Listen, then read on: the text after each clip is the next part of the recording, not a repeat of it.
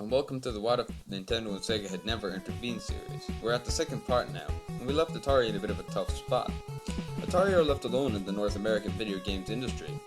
They're a fledgling company, and after splitting up into two different companies, the Atari Corporation and Atari Games Corporation, things aren't going well. We're going to focus on Atari Games Corporation because that's the company that actually continued and is still alive to this day. Whereas the Atari Corporation just simply went bust shortly after it disbanded.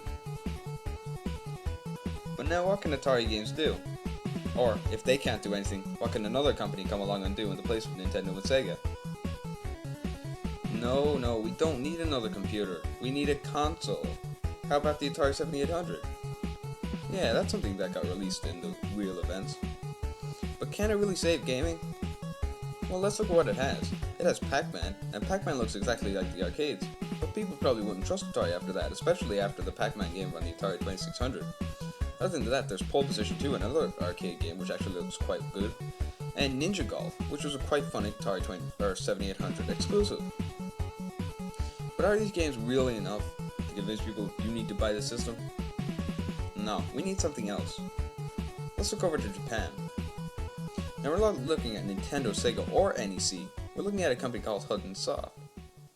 Now you might know Hudson Soft for Bomberman, but there was something else Hudson Soft were known for. They didn't actually make games originally, instead they made hardware, and they were looking to enter into a deal with Nintendo for an advanced graphics chip, but Nintendo refused. So, Hudson Soft needed to find another partner. Who did they go with? A company I actually said I wasn't going to be talking about, but here they are, NEC. Yeah, and I bet you know where this went, the PC Engine, or the TurboGrafx 16. So if we can get this company, Hudson Soft, to team up with Atari, then people might have a reason to buy the 7800. For one, the games look way better than on the Commodore 64 or Apple II, thanks to this advanced graphics chip. Another thing is that there's a game on this system that is really going to convince people gaming is worth trying again. This game is Bonk's Adventure. Let's look at Bonk's Adventure for a second. Yeah, Bonk's Adventure was a platformer with cutesy graphics concerning a caveman who had a rather thick skull. He would go around using his head to destroy dinosaurs and whatever baddies he fought on his way. But you know something about this game? Yeah, it looks like a side-scroller, the exact kind of genre of game that would become popular in the real events, thanks to Mario, and if not Mario, Alex Kidd. So yeah, we can use this. We can give people a reason to actually buy the system. This is good news for everyone, because now we can finally get the third generation of gaming kickstarted. And not only that, it's going to make gaming popular again.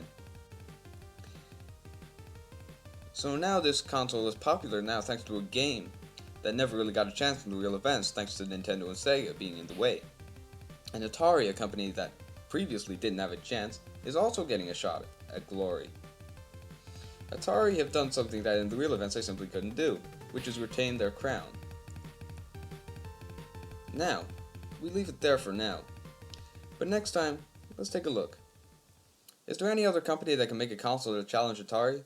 Where do Atari go from here? What about the CD? How about all the third-party developers that made games that became popular in the real events? Where do they go now? Can Atari win them over? Or will another company swoop in to save the day? I've been the man with the plan. Thank you for watching my video.